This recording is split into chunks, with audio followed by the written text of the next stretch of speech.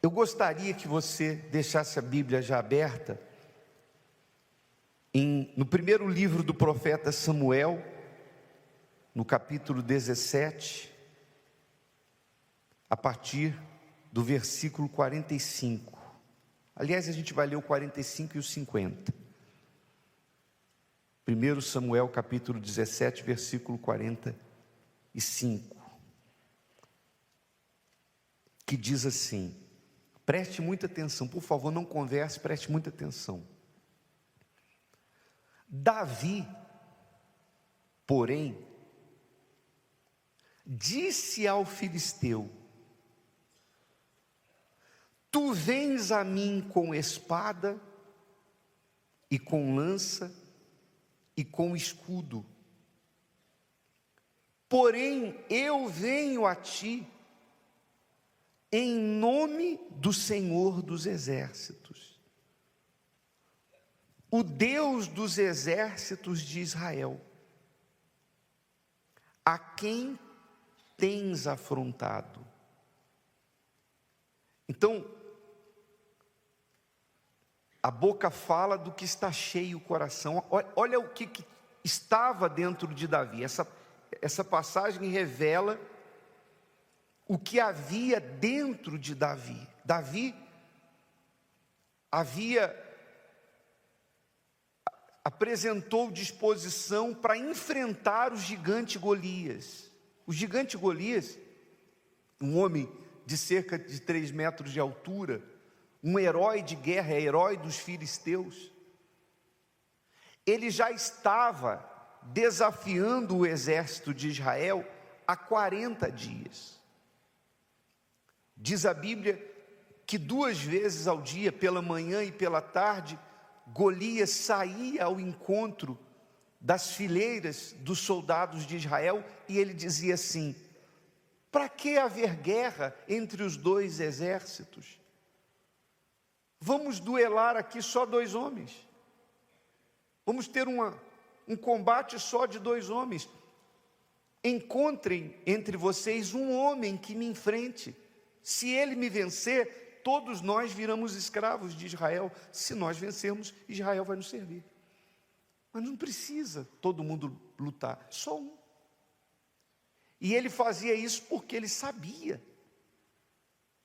o quanto ele assustava com a sua força descomunal, com o seu tamanho. E os soldados de Israel, que já estavam ouvindo aquilo há 40 dias, tinham espada, tinham escudo, tinham lança, tinham treinamento, tinham força física.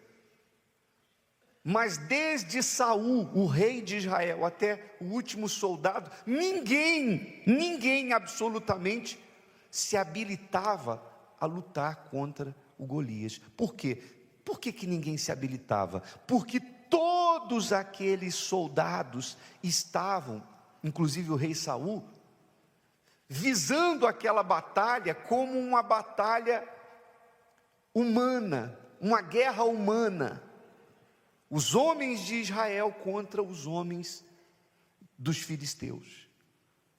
Todos eles tinham uma visão humana. Se você vem na igreja, mas você continua vendo tudo do jeito que as pessoas veem lá fora, se você tem uma visão limitada, a visão humana, então você vai ter ações e reações iguais às das pessoas lá fora. Quando acontecer uma coisa boa, você vai ficar alegre. Quando acontecer uma coisa ruim, você vai se deprimir. Quando as chances forem grandes, você vai estar animado. Mas quando a situação parecer impossível, você vai estar com medo. Essas são reações humanas, naturais, de qualquer ser humano. Mas, quando você tem a visão espiritual, quando os seus olhos espirituais se abrem, e eu vou dizer como isso acontece, então você passa a ver como Deus vê. E se você vê como Deus vê, você vê lá do céu, você tem uma visão, a visão de Deus é acima dos satélites. Você sabe que na guerra, hoje em dia, as grandes potências mundiais se valem daquilo que os satélites mostram, porque os satélites têm uma posição privilegiada para ver tudo o que acontece no planeta, não é assim? Os satélites passam informações para essas potências. Agora imagine a visão de Deus. Deus está acima dos satélites. Deus está acima, Deus está no terceiro céu. Então você passa a ver como Deus vê. Você já reparou, se você olhar de um avião, os prédios ficam pequenininhos. Tudo aquilo que é grande aqui se torna pequeno, porque você passa a ver tudo do alto. Não é assim? Sim ou não? Quanto mais alto você está, mais pequenas as coisas ficam aqui embaixo. Então, aqueles homens, os soldados e o rei Saul, viam um gigante de baixo para cima. Davi viu o gigante de cima para baixo, porque ele tinha a visão de Deus. Repare nas palavras: tu vens a mim com espada, e com lança, e com escudo. Então, no mínimo, Davi também deveria ir contra ele com espada, com lança e com escudo, com armadura. E está escrito, inclusive, que o próprio rei Saul emprestou a sua armadura para Davi, a sua espada, a sua arma, enfim. E a Bíblia diz que Davi vestiu, mas não era o tamanho dele, né? Se você vestir uma roupa que não é o seu tamanho, já é esquisito. Imagina uma armadura. E ele não conseguia andar. E aí ele tirou tudo e falou: rei, eu não consigo andar com isso aqui não. Não é isso que vai me dar o quê? A vitória. Arma por arma ele vai me vencer. Eu não vou na força do braço. Então ele se despiu da armadura de Saul. E aí ele explica aqui, ó: porém eu venho a ti como? Em nome do Senhor dos Exércitos. Ou seja, ele estava ali trazendo aquela batalha para o campo espiritual. Ele sabia que por trás daquele gigante tinha um demônio. Ele sabia que por trás de toda aquela afronta, aquilo não era uma coisa que começou na terra. Aquilo começou no mundo espiritual. Tinha demônios ali. E ele sabia que ele só poderia resolver aquele problema com armas espirituais. E qual é a arma? Ele diz aqui: eu venho a ti em nome do Senhor dos Exércitos. Quem pode dizer eu venho em nome do Senhor dos Exércitos, ou eu vou contra X problema em nome de Jesus? Todo mundo pode dizer. Quem tem boca fala o que quer. O nome de Jesus hoje em dia é usado, sem critérios. A pessoa tropeça numa pedra, ai Jesus. Qualquer um. Aliás, falar em nome de Jesus, falar está amarrado, está até na moda, sabia? Está até na moda. O pessoal faz piada com isso. As pessoas fazem piada. Essa expressão está amarrado. Está amarrado em nome de Jesus. Ou então, como alguns falam, o sangue de Jesus tem poder. Falar. Quem tem boca fala o que quer. Você pode ensinar até o papagaio que ele fala. Sim ou não? Até o papagaio vai aprender a falar. Mas tem gente aí que está amarrando isso, amarrando aquilo, falando em nome de Jesus e a vida não anda. Na verdade, o que dá condições de você falar em nome de Jesus? É quando o Espírito Santo vem sobre você. Quando uma pessoa é possuída pelo Espírito de Deus, então essa pessoa está sendo habilitada pelo próprio Deus ou autorizada pelo próprio Deus a falar em nome de Jesus. Por exemplo, Eu não sei se você já leu que Paulo fala que nós somos embaixadores do Evangelho. O que é um embaixador?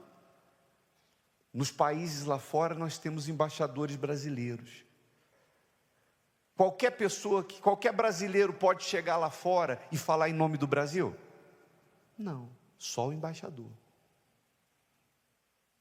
Você é brasileiro, você pode chegar lá nos Estados Unidos, no Japão, na Europa, em algum lugar e dizer assim, eu sou brasileiro. Tá bom, mas você não pode falar em nome do Brasil. Só o embaixador pode falar em nome do Brasil, porque ele foi habilitado para isso, ou autorizado para isso, pelo presidente da República. Quem decide quem vai ser o embaixador do Brasil em determinado país é o presidente da República. Então ele, quando ele fala, aquele país sabe, não, ele é o embaixador. Então ele pode falar em nome do país. É a mesma coisa. Para você, sabe, falar em nome do Senhor Jesus, é preciso que você receba o Espírito Santo. E se você observar, Davi, antes de vencer o Golias, está escrito que o profeta Samuel foi até a casa de Davi, a casa de Jessé, pai de Davi, e dentre os filhos de Jessé, ele derramou o azeite sobre quem? Sobre Davi, e o Espírito do Senhor o possuiu. Então ele, quando ele foi para aquele campo de batalha, ele estava habilitado pelo próprio Deus para falar em nome do Senhor dos Exércitos. E por que eu estou falando isso? Onde é que eu quero chegar? E o que a sua vida tem a ver com isso? A minha intenção é fazer você entender que a sua maior necessidade não está nos recursos pelos quais as pessoas tanto lutam e se degladiam e fazem guerras. A sua maior necessidade é ter o Espírito Santo. Amém, pessoal? Quando você recebe o Espírito Santo, você recebe poder e autoridade para falar em nome do Senhor Jesus, para usar a autoridade do nome dele e prevalecer diante de tudo que existe aí fora. O maior recurso que alguém pode ter nessa vida para chegar aos seus objetivos, para vencer os seus Golias, para vencer os seus problemas, o maior recurso não é o ouro, não é a prata, não é o dinheiro, não são as riquezas desse mundo. O maior recurso é o Espírito Santo dentro de você. Amém? No versículo 50, está escrito assim: assim, quer dizer assim, dessa forma, Davi prevaleceu contra o filisteu, com uma funda e com uma pedra, e feriu o filisteu e o matou, sem que Davi tivesse o quê? Uma espada na mão. Está vendo? Abra a sua visão. De repente você está suspirando por alguma espada na sua mão. Você é aquela pessoa que às vezes fica assim: ah, se eu tivesse isso, ah, se eu tivesse aquilo, ah, se eu tivesse dinheiro para comprar isso que eu estou precisando, ah, se eu tivesse alguém que me ajudasse a conseguir aquilo outro. De repente você é aquela pessoa que vive, sabe, empregando todas as suas energias, você nem descansa direito, você fica, sabe, correndo de um lado para o outro, para obter recursos, para poder chegar aos seus objetivos. As pessoas, desde a hora que acordam até a hora que vão dormir, elas ficam lutando por coisas e por pessoas, mas não aplicam a mesma força para ter o Espírito Santo, para receber o Espírito Santo, que é a maior de todas as riquezas de alguém. A maior riqueza que alguém pode ter é o Espírito Santo. Você que me ouve nesse momento, você pode ter, sabe, agora um saldo milionário na sua conta. Enquanto você está aqui, sabe, tem um extrato lá seu, o banco está lá online e tem números lá que chegam a milhões. Você pode estar com um carro top de linha aqui no estacionamento. Você pode estar, sabe, ter deixado lá a sua casa, uma casa confortável, para a qual você vai voltar daqui a pouco. Tudo isso não é pecado, tudo isso tem o seu valor. Mas não é isso que faz a diferença. Porque tem gente aí fora que pode ter, e tem gente que tem 100, 1000 vezes mais que você, 10 vezes mais que você, e é infeliz, e não consegue derrubar os seus Golias, não consegue derrubar o Golias que está lá acabando com o casamento da pessoa. Todo o dinheiro que ela tem não resolve o problema do casamento, não resolve o problema de adultério que tem lá dentro do casamento, não tira o filho das drogas. Tudo que a pessoa tem não acaba com esse buraco que ela carrega dentro dela, chamada depressão, e ela já pagou ao hospital, já pagou tratamento, já foi aos especialistas, aos melhores psicólogos, e não tem ninguém que preencha esse vazio, porque essa espada, esse escudo, essa lança não vai derrubar o Golias. O que faz a diferença é o Espírito Santo. Olha só o que ele fala lá no Salmo 20, versículos 7 e 8.